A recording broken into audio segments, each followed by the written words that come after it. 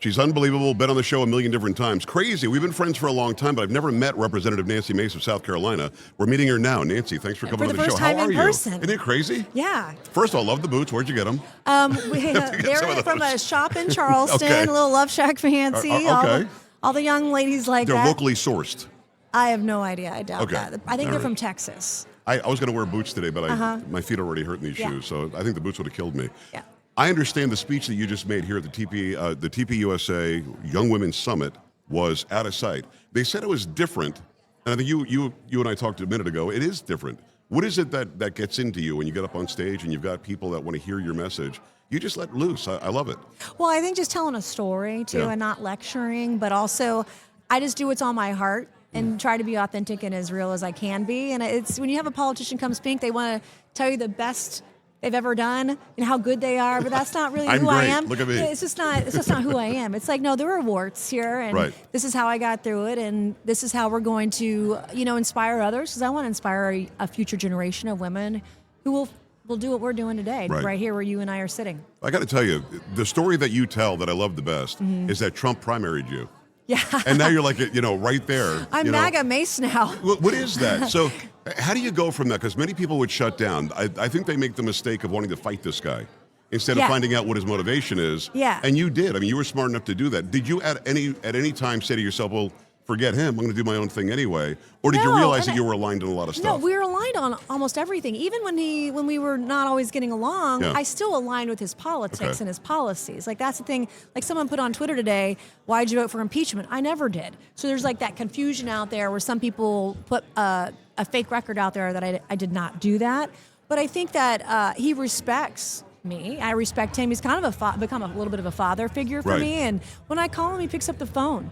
And when I was assaulted last year at the Capitol, he was the first person to call me to ask me how I was doing. Good. I mean, so the man who is the leader of the free world personally calls you to check in if you're okay. There was a woman who was on her deathbed in South Carolina, Jerry McDaniel. And you know what he did while she was dying? He called her and spoke to her on speakerphone and texted the family as she was on her deathbed, because she worked so hard for him in South Carolina to get him elected both times. And, he just has a heart of gold. Well, he does. And I've known the guy a long time. I've interviewed him 14 times. We did it at the White House at 17. Yeah. And Sam, my executive producer, my daughter, was with us.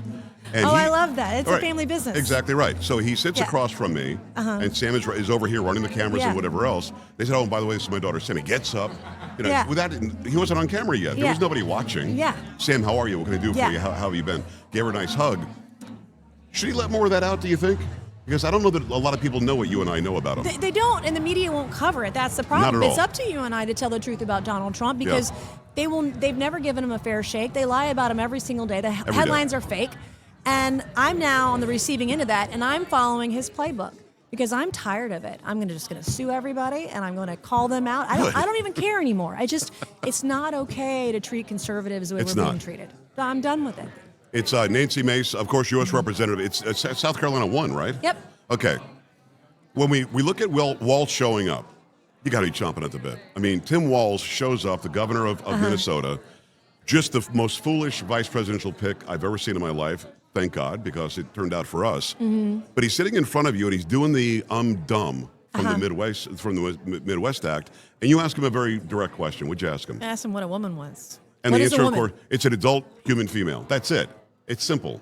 And he said, I don't understand the question here. He was quiet at first. He was just silent. It looked like a deer in headlights. Right. And then he said, I don't understand the question. And then he said to me, what do you want me to say? It was the most emasculating thing. I was like, what do you mean? You were literally a heartbeat away from becoming the vice president of the United States. And you're asking me, a sophomore member of Congress, what I want you to say? But at the same time, too, I want to say I'm praying for the people of Minnesota. Yeah, me What too. happened this morning was awful. And I think Governor Walz made a mistake this morning by going after saying this was a political assassination. It got people up in arms about MAGA and about Republicans at a time where, one, it's not needed, and two, was not true. Right. Because come to find out, it sounds like this guy had a manifesto. He had far left, pro-Gaza, pro-Hamas literature in his vehicle. And he had a hit list. And, this kind of rhetoric is going to continue to divide our country. and we can't stand for it. Democrats need to say, not now, not ever, no more violence. They need to, remember the rhetoric. I mean, I had Governor Walz in the hearing on Thursday, asked him, is bullying okay? And he condoned it. He said yes. Yes. Well, then he doesn't care about the people of Minnesota or the United States. He cares about progressive Marxist movements. And then this happens 2 days later, and it's Well, heart-wrenching. yeah, but Nancy, you know this. It's heart-wrenching for you and I because we care. It's not heart-wrenching for him because he needs this. He wants to fuel this progressive Marxist communist thing. That's losing, by the way. Yeah. Well, this was a punch in the gut this morning. It was. I mean, this was. I don't care, if you're elected and you're Republican or Democrat, your vote doesn't mean it shouldn't be a death sentence. 100%. At the end of the day, and it's very sad and tragic. And I wish that he would look at the way he speaks to the American people. It's not unlike what happened in L.A. Right. You've got Karen Bass, who's an avowed communist. We have proof that she's a communist. Not just I think she is. She is.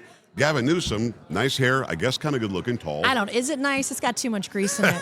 It's a little too greasy for me. I call him hair gel. I just call him hair gel. I'm not impressed, by the way, Gavin. I'm just to let you know.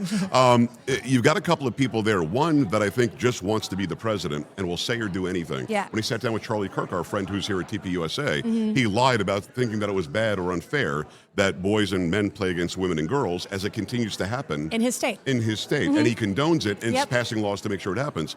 So what do you make of that? I think they thought the riots would have looked bad for Trump. Trump does the right thing, sends in the National Guard. I'm sure you agreed with him doing that. I agreed with him doing that. I wanted him to send in the Marines, too. Well, he mobilized the Marines. Mobilized. He didn't send them in. He mobilized them. He didn't have to. They to calmed give support. down. At the threat of it, they calmed course. down.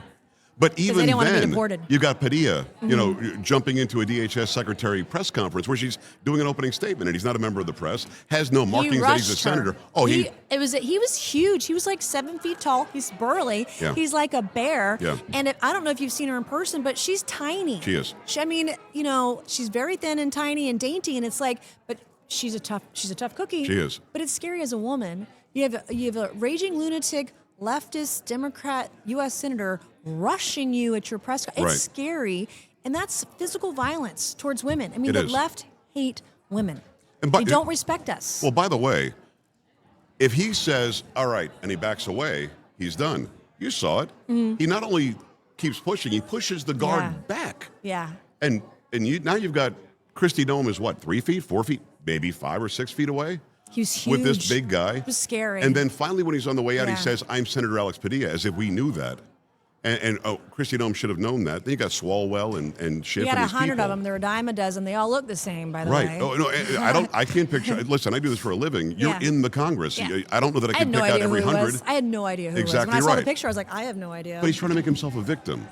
Yeah, he's not. Are you like me? Do you want them to keep doing that? Because the people are smarter than that. Well, I don't want people to get killed.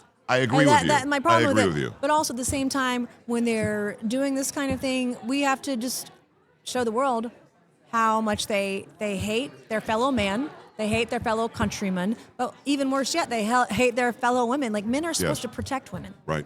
I mean, you're sending the wrong signal to women who are victims of domestic violence or abuse or assault by rushing a woman physically in public as an elected leader. I mean, honestly, he should resign from office. Agreed. Because just as a woman, half the country is women, and that kind of an example saying it's okay to go after a woman physically is the wrong message to send. And I know on the Republican side of the aisle, we got real men over here. We're not in skirts. Right. And you guys are protecting us, and we say thank you. Yeah, 100%. It's Representative Nancy Mace, District 1 Republican, great state of South Carolina. Just to finish up on that. The guy has already been an idiot when I've seen him in the Senate, and then when he questions somebody who's Republican or from this administration. He's that guy that wants to sort of reconquer the Southwest of the United States. He doesn't think that we should have it. But when Senator he does, Padilla? Yeah, that's Padilla. So he's pulling this thing off. You know that he's looking for a viral moment. He is. But you just made a point that I want you to expand upon if you don't mind. Some nut job's going to watch him do that and bring a gun or bring a knife or do something. And somebody's going to get killed. Somebody's going to get killed, and they're going to say, well, it's because Trump did ICE raids. So, Nancy, do we have to keep on doing whack-a-mole and knock down these stupid arguments they make, or just say what you said? This is violence against a woman. This is violence against the administration. You're ginning up violence from nut jobs out there, and you got to stop. You are. I mean, 100%. We have to call it out every single time, which is why I don't mince words, and I'm very direct, and I'm very bold. You never have with me. You've always been very direct. I just, don't give a what. Yes. But no, it's important to call it out because until the Democrat Party takes responsibility for the violence they have created in this country, it is not going to go away. Right. Period. It's Representative Nancy Mace. I know that you're short on time and people are waiting in line to interview you. 2 last questions. One on Israel. We support Israel now. We're not balancing the line anymore. It was Joe Biden or Otto Penn was balancing that line. Wasn't I'm for Gaza, I'm for Hamas, He was I'm playing for Israel. footsie with terrorists. He was, and he was enabling them and actually giving them money. He was enriching them. Should Israel do whatever it has to do? Israel has the right to defend itself, and we nobody wants war. Men and women Definitely die, not. and children die in war. No one wants it. Right. But we can't have a nuclear Iran. And they were days away. I was overseas in Israel in the Middle East a few months ago, and I know how close they were to getting a nuclear warhead. So I commend Israel for stepping up and defending not just Israel, but this is bigger than Israel because Iran is the tip of the spear here. And there are other Middle Eastern countries who I believe, are supportive of their efforts because nobody, except for maybe China or Russia, nobody in the world wants to see a nuclear Iran, and they're doing the work for the rest of us, and we say thank you. And by the way, the president gave 60 days. On day 61, Israel strikes. And it's a surgical strike to take out the head of the snake. If they get rid of the theocracy, the people of Iran, I think, will rise up. They love Western civilization. I think they're ready. They're ready. And they didn't used to have the mullahs. They didn't have this regime of putting political prisoners, killing people for not wearing a hijab, or killing women and girls for that. It didn't used to be that way. And in you're the not 70s, exaggerating. That's really happening there. I mean, it is really. And I've met some of the political prisoners there. But, Israel is being very surgical. They're targeting nuclear sites and military leaders.